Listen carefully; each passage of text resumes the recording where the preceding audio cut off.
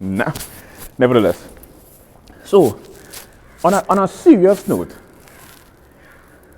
so you have awareness, you have awakening, you have enlightenment. Then what is realization? What is self-realization? You know, what is higher consciousness? What is awareness? What is the disparity between awareness and awakening? What are you becoming aware to? What are you becoming awakening to?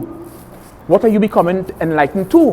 What is enlightenment? What is enlighten? What is enlighten? What does that mean? What does a wait mean? What does a mean? What is a where mean? What is a in where mean?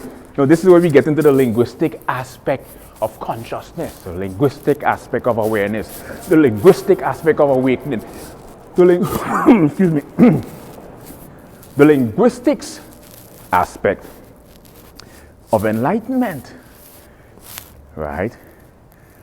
And all of this phenomena